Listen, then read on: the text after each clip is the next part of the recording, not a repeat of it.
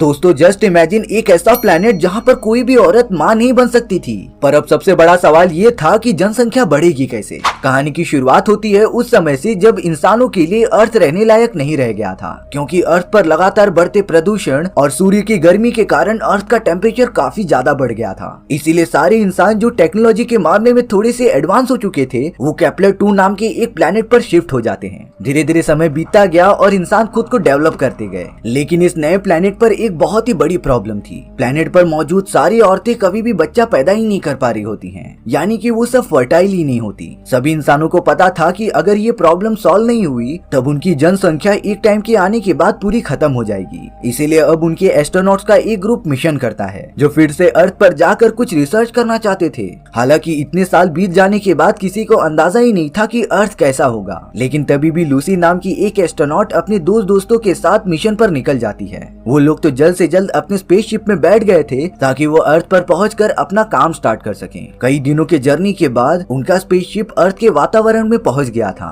सभी एस्ट्रोनॉट्स ये देखकर बहुत ही ज्यादा शॉक लग रहे थे, क्योंकि अर्थ का टेम्परेचर तो एकदम से नॉर्मल हो चुका था। चारों तरफ घने बादल फैले हुए होते हैं। अर्थ का पॉल्यूशन लेवल भी एकदम नॉर्मल लेवल पर आ गया था। लूसी अपने दो दोस्तों के साथ लैंडिंग के लिए तैयार हो जाती है, लेकिन उनके सिस्टम में कुछ खराबी आने के कारण वो लोग उस जगह पर लैंड नहीं करते जहाँ पर उन्हें लैंड करना चाहिए था। इसीलिए वो तीनों अपनी स्पेसशिप के साथ एक बहुत ही बड़े समुद्र में गिर गए थे। लूसी कैसे भी करके अपने दोस्तों को बाहर निकालती है। उसकी एक दूसरी दोस्त तो बेहोश हो चुकी थी, पर लूसी कैसे भी करके अपने दोनों साथियों को किनारे पर लाने में कामयाब हो चुकी थी। लेकिन थोड़ी देर बाद लूसी को पता चलता है कि उसकी एक फीमेल फ्रेंड मारी जा चुकी है, और तो और बेन नाम का एक एस्ट्रोनॉट बहुत ही ज्यादा घायल है। लूसी को कुछ भी नहीं समझ आ रहा था कि वो क्या करे, इसीलिए अब वो बेन को वहीं पर छोड़कर ये पता करने चली गई थी कि आसपास कोई मौजूद है कि नहीं। दूर दूर तक कोई भी दिखाई नहीं दे रहा था। थोड़ी दूर पहुंचने के बाद बेन लूसी से कहता है कि वो अपनी फर्टिलिटी चेक करे, यानी कि वो देखे कि वो माँ बन सकती है कि नहीं। लूसी ने जब मशीन की वजह से अपनी फर्टिलिटी चेक की तब उसका रिजल्ट नेगेटिव आता है, यानी कि लूसी अर्थ पर भी माँ नहीं बन सकती थी।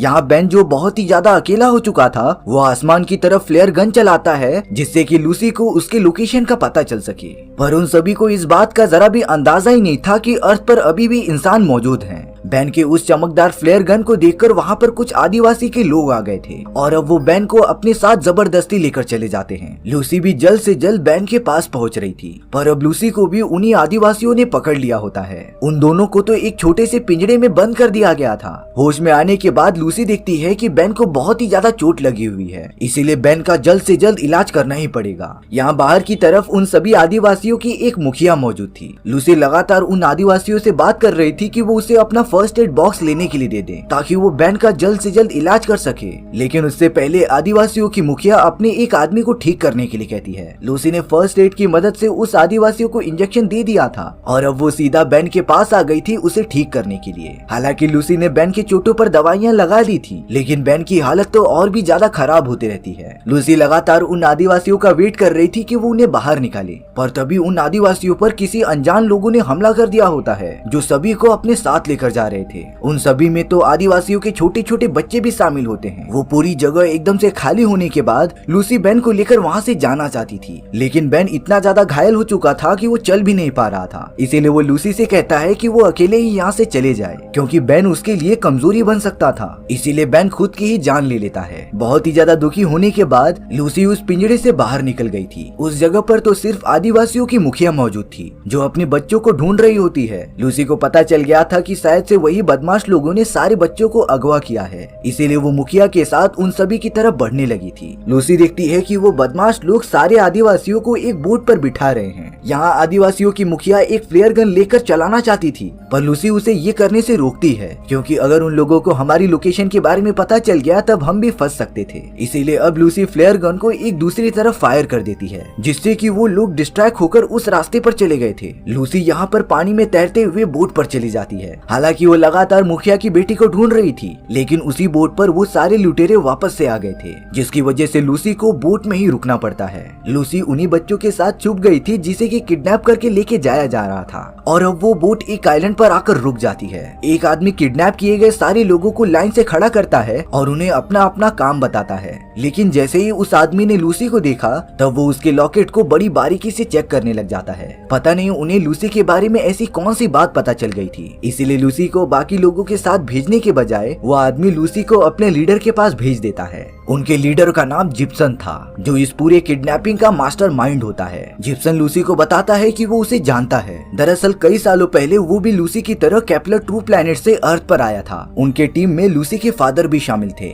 जिप्सन तो लूसी के स्पेसशिप के बारे में भी पूछता है, जो पूरी तरीके से डिस्ट्रॉय हो चुकी थी, और अब लूसी को सिर्फ एक ट्रांसमीटर की जरूरत है जिससे कि वो केपलर 2 प्लैनेट से कांटेक्ट कर सके और यहाँ मदद भेज सके। साथ ही साथ लूसी जिप्सन से अपने फादर के बारे में पूछती है। तब जाकर जिप्सन ने ये बताया कि जब हम सब अर्थ पर आए थे तब यहाँ का वातावरण एकदम से रहने लायक हो गया था, यानी कि पृथ्वी फिर से नॉर्मल हो चुकी होती है। पर जब यहाँ के रहने वाले आदिवासियों को ये पता चला कि तुम्हारे फादर अपने प्लेनेट से अर्थ पर और भी लोगों को बुलाने वाले हैं, तब आदिवासी लोग बहुत ही ज्यादा गुस्सा हो गए थे। उन्होंने मिलकर तुम्हारे फादर पर हमला कर दिया और उन्हें जान से मार दिया। देखने पर ऐसा लग रहा होता है कि जिप्सन लूसी से कुछ छुपा रहा था, पर वो उसे अभी कुछ बताता ही नहीं। जिप्सन लूसी को लेकर कुछ ऐसे बच्चों के पास जाता है जिसे वो स्पेसक्राफ्ट के बारे में अलग अलग चीजें पढ़ाता था। इन चीजों में वो मशीन्स भी शामिल थी जिसे लूसी के फादर ने बनाई होती हैं। जिप्सन लूसी को रहने के लिए वहाँ पर एक कमरा भी प्रोवाइड करता है। और अब कुछ ही दिनों बाद लूसी को पीरियड्स आना स्टार्ट हो गए थे, यानी कि अर्थ के वातावरण में आने के बाद लूसी भी अब बच्चे पैदा कर सकती थी। जिप्सन ने एक छोटे लड़के को अपने पास रखा था जो एकदम से अनाथ होता है।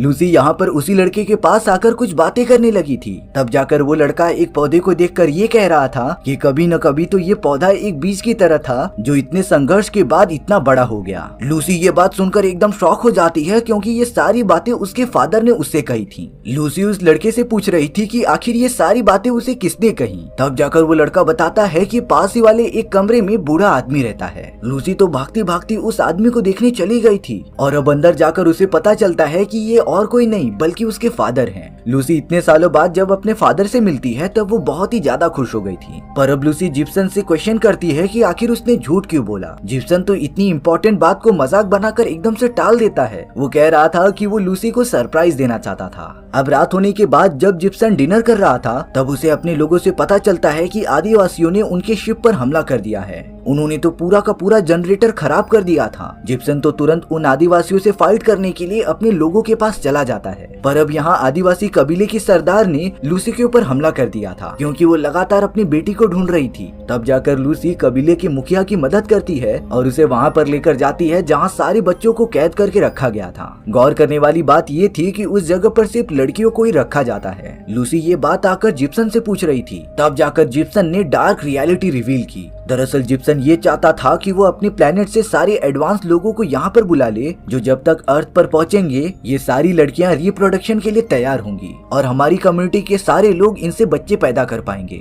यानी कि जिप्सन और इसके लोग इन सारे आदिवासियों को एक गुलाम की तरह ट्रीट करना चाहते थे। इसीलिए अब जिप्सन लूसी के द्वारा लाए गए ट्रांसमीटर का यूज करता है ताकि वो केपलर 2 प्लेनेट पर मैसेज भेज सके। लूसी अपने फादर से मिलती है जो उसे लगातार बता रहे थे कि इन्हीं सारी रीजंस की वजह से वो केपलर 2 प्लेनेट वालों को अर्थ पर वापस नहीं बुलाना चाहता था, क्योंकि केपलर 2 प्लैनेट्स वालों के पास काफी अच्छी टेक्नोलॉजी है जिससे कि वो इन आदिवासियों को गुलाम बना सकते थे। और अब वो लूसी को बता रहे होते हैं कि तुम्हें कैसे भी करके जिप्सन को रोकना पड़ेगा केपलर 2 प्लैनेट पर मैसेज भेजने के लिए। जिप्सन तो लगातार अपनी नाव पर बैठकर उस वेदर स्टेशन पर जाता रहता है जहाँ से वो अपने प्लैनेट पर मैसेज भेज सकता था। लूसी भी बिना टाइम वेस्ट किए पानी में कूदकर लगातार उसकी तरफ बढ़ने लगी थी। और अब जैसे ही जिप्सन मशीन के अंदर ट्रांसमीटर डालने जाता है तभी लूसी उसके सामने आ गई थी। लेकिन यहाँ पर तो जिप्सन ने उसी बच्चे पर गन पॉइंट कर दिया था जिसे कि वो अनाथ कहता था, लेकिन उसकी मदर भी वहाँ पर मौजूद थी। इसी मौके का फायदा उठाकर जिप्सन तुरंत मशीन के अंदर ट्रांसमीटर फिट कर देता है जिससे कि वो पूरा सिस्टम एक्टिवेट हो गया था और अब केपलर 2 प्लैनेट की तरफ मैसेज सेंड कर दिया जाता है। उस छोटे लड़के की मदर लूसी को ये बता रही थी कि ये बच्चा तुम्हारे फादर का है जो उन दोनों की रिलेशनशिप से पैदा हुआ था, यानी कि ये छोटा लड़का लूसी का भाई हुआ। जिप्सन ने तो डायरेक्टली इनडायरेक्टली उस लड़के की मदर को गोली मार दी थी, इसीलिए लूसी एकदम गुस्सा होकर जिप्सन को लेके पानी में कूद जाती है। वो लगातार जिप्सन का गला दबाते ही जा रही थी और अब बहुत ज्यादा मेहनत करने के बाद लूसी ने जिप्सन का गला घोटकर उसे मार दिया था, पर अब वो भी एकदम से अनकॉन्शियस होकर पानी के अंदर चली जा रही थी। तभी अचानक आदिवासियों की मुखिया पानी में आकर लूसी को ऊपर लाकर बचा लेती है, यानी कि अब सारी प्रॉब्लम्स खत्म हो चुकी हैं। लूसी अपने भाई के पास आ जाती है जो नाव पर अकेला बैठा हुआ था, क्योंकि उसे ये बात पता थी कि केपलर 2 प्लैनेट पर मैसेज सेंड कर दिया गया है और अब कुछ ही महीनों में वहाँ से बहुत ही एडवांस ह्यूमंस अर्थ पर आ जाएंगे। लेकिन लूसी कहती है कि जब तक वो यहाँ पर आएंगे हमें अपनी टेक्नोलॉजी को डेवलप करना पड़ेगा उनसे लड़ाई करने के लिए, और इसी तरीके से हमारी ये कहानी यहीं पर खत्म हो जाती है। सो व्यूअर्स, आपको ये स्टोरी कैसी लगी कमेंट सेक्शन में बताना भूलना मत, और अगर आपको मेरा एक्सप्लेनेशन 1% भी अच्छा लगा होगा ना तो वीडियो को लाइक एंड चैनल को सब्सक्राइब जरूर कर देना। मिलते हैं नेक्स्ट वीडियो में।